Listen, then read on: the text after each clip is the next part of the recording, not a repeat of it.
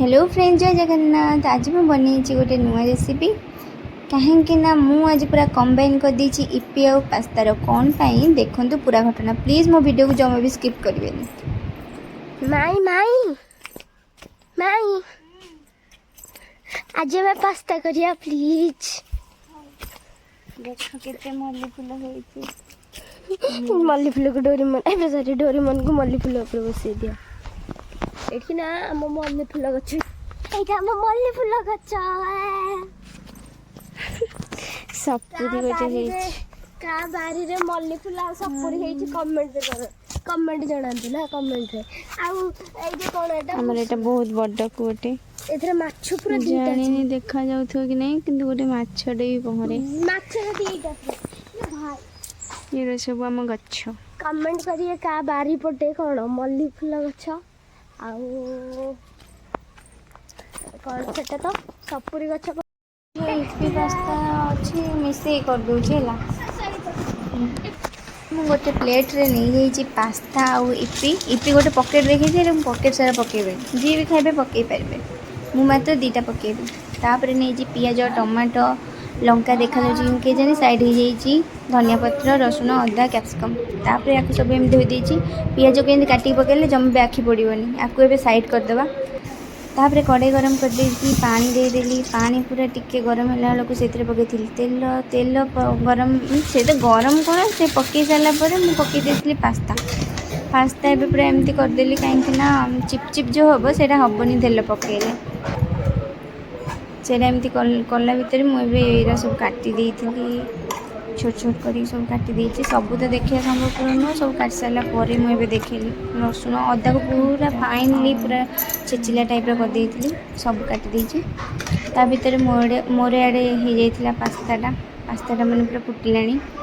मुझे छाणीदेली, पूरा छाणीदेली सीना किंतु चिपचिप अच्छी से गोटे धोईदेवी। धोईदेले ही ठीक है। गोटा गोटा हो गला ना, पूरा गोटा गोटा हो छाणीदे। अणेक टे रखीदे सब पानी निगिर जीव। हाँ बस। एबे कड़ाई गरम है मु पकेली तेल। तेल टिके गरम है मु पकेदेली रसुण। रसुण पूरा टिक टिक टिक फुटीगला। तापर अदा आउ लंका को पकेदेली। लंका मु अल्प पकई, जी पकई पारे कहीं आम घर छुआ गुड़ाक अच्छा। तापर पकेली पियाज।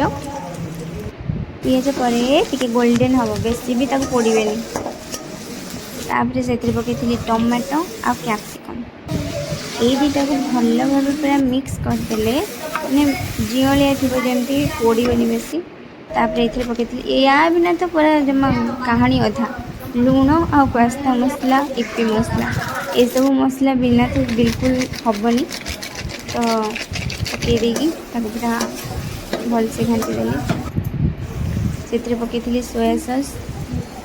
सोया सॉस माने अच्छे ऑप्शनल, जी पकई पारे न पारे। तापर टमाटो सॉस चिली सॉस पकईले टिके भल लगे। चिली सॉस भी मैं बहुत कम पकई थी, आगुरी भी कही छुआ गुड़ाक अच्छा ना। तापर घाटीदेली, पानी देदेली कहीं इपीटा मोर सीझीब से। इपी मु दीटा मात्र गोल गोल पकई थी, दीटा गोल पकई थी। तापर इपी मसला पास्ता मसला आउ थे दीटा पकई देगी पूरा घाटीदेली। तापर आगु सीझे रखी पास्ता ही पकईदेली। एबे होजी हमर पास्ता आ देखिए मिक्स होते गरम को वासना है पूरा बढ़िया। देखा बस टेस्ट करके मु कहूँ सडन यम्मी धूसे बाड़ी के आम खाइबू। टेस्टी टेस्टी इपी पास्ता आम टे तुम कौन खा पियाज मो पटे पकेबानी क्यों आमर नेगला इपी देन मुझे टे चामच से रखीदेवी। तापर माई आसी डेकोरेशन कर डेकोरेशन देखिए आम टे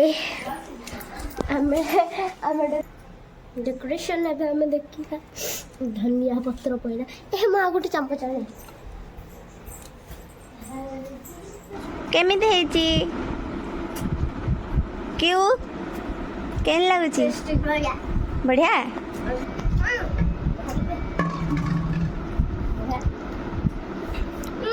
ପ୍ରସାଦ ଖାଇକି ଯା तो ଏଇଟା ଖାଅ कि बिना पूरा मिस अच्छे दिन से भी खाई था उपरले मेघ देखी मुझे तो संभाल पारे पूरा भिजी झिया पुआ मो वीडियो जब भल लगे प्लीज लाइक और सब्सक्राइब निश्चित कर